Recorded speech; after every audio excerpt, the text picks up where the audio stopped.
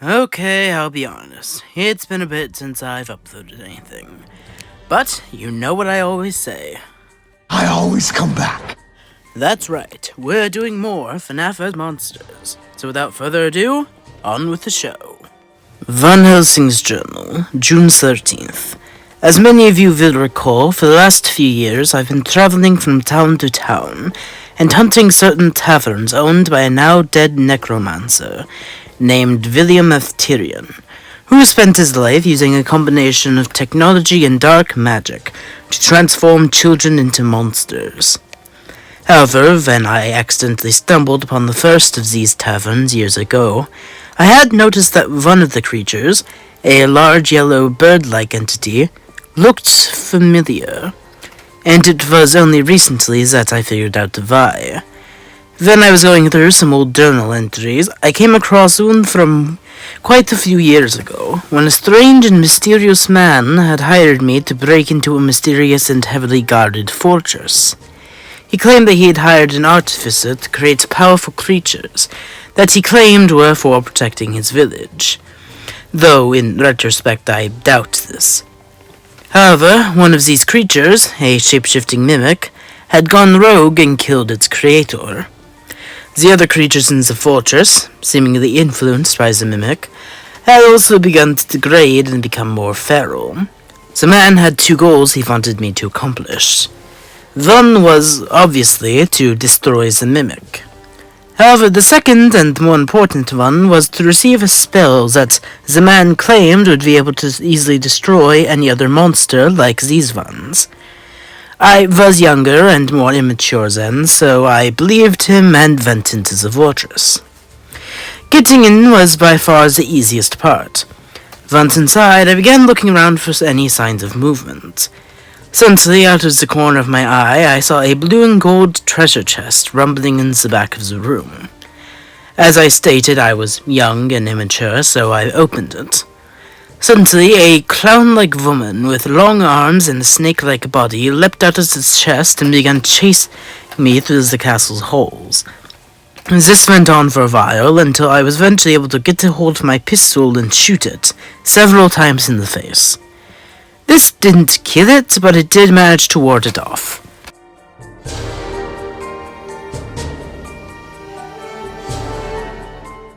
After that, I came across many more creatures who I later found out were simply different forms that the mimic was taking. These included a humanoid elephant, a humanoid lion, a humanoid purple hedgehog, a humanoid canine, and, most importantly, a large yellow chicken-like creature who looked nearly identical to the ones I had thought at the first tavern. What does this mean? I don't know. My job is to kill monsters, not try to piece together their history. I'll leave that fun up to Frankenstein's monster. But either way, one of the most eerie monsters I faced in that initial tavern looked like a normal human, at least more than the others did. She was dressed in a teal nurse's uniform, though ripped and tattered with age. Her mouth, hanging open, was filled with razor-sharp teeth. Her most disturbing feature was the pulsing red tendons that sprouted from her back and ran up her arms, carrying with them a stream of electricity. It quickly located me and began chasing me down, talking about how I needed medical attention, including a lobotomy? Very messed up, but all that did was motivate me to kill her faster. This creature was surprisingly fast charging at me, nearly as fast as the lightning she was producing from her hands. I managed to outrun her, or at least dodge her attacks. I made my way through a series of cavernous holes with the nurse hot on my trail, before I eventually ended up in a rather strange area. I soon found myself on an elevated bridge, with large vats of molten metal below. This, of course, gave me an idea. Right when this nurse was about to charge at me, I swiftly dodged out of the way and sent her straight into the boiling metal. You would think that this would be enough to kill her, right? Apparently not, because soon after, the nurse began to burst through one of the walls of the vat of molten metal, while she herself was melting and glowing with heat. I, of course, ran away again to try to find a new method to enter. Fortunately, I came across a strange pulley system that the fortress had installed, seemingly to carry heavy loads up several levels. With the now molten nurse coming and running to attack me, I once again quickly dodged out of its way and sent it into one of the pulley boxes. Due to the weight, it then began to rapidly fall toward the ground, dying on impact from the blunt force trauma.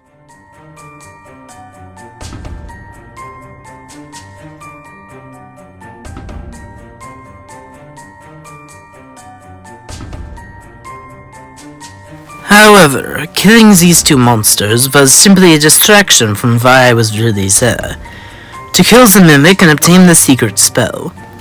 However, as I continued my way through the fortress, several suspicions began to arise about the nature of this mission. Through several journal entries scattered around the fortress, I began to learn more and more about what led to the mimic's creation. As it turns out, this dark sorcerer, Lord Edwin, inherited his rule from his father after he had died unexpectedly. Along with his lady Fiona, Lord Edwin sought to bring new innovations to his village, including creating these monsters to protect them. However, he struggled with maintaining the responsibilities of ruling with maintaining his family, which became more difficult after Fiona unexpectedly died, leaving Edwin to raise his son, David, alone. To try and compensate, he created the Mimic, hoping to teach it how to mimic his deceased wife and help him raise Edwin. However, one day, when Lord Edwin had to take care of the kingdom, the Mimic tried to stop David from running into the road and getting run over by a horse-drawn carriage. Reasonably upset by the death of his son, Lord Edwin lashed out in rage and beat the Mimic to near death. However, the Mimic survived, and, as it was known to do, mimicked its creator's violent actions on anyone else it met. As I learned all this, I began to grow suspicious about my purpose here. But I was quickly distracted by yet another monster. A few feet in front of me, a white stuffed tiger appeared, standing and staring directly at me. The light flickered and the tiger disappeared, now appearing behind me. I turned my pistol and began to fire.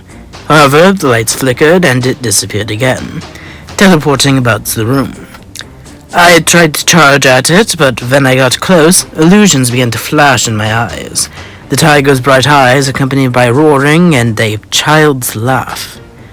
Ultimately, though, it did not seem that harmful. Eventually, I made it through the hallway, by simply avoiding it altogether.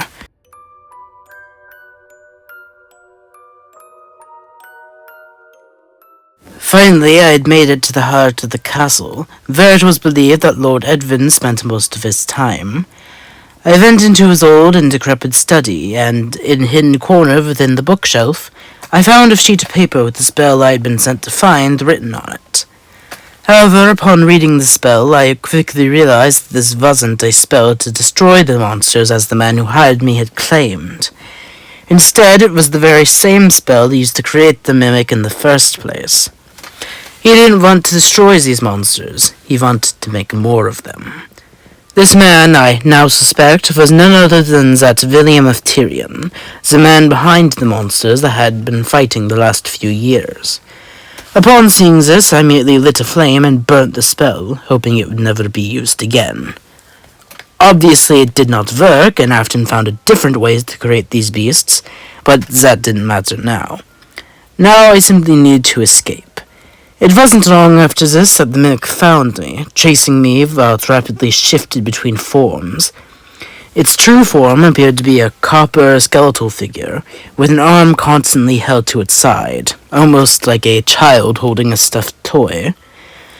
But finally I managed to escape the fortress, though the mimic itself was left alive. I reckon it's still out there, somewhere. Still mimicking and still hunting children out there in the night.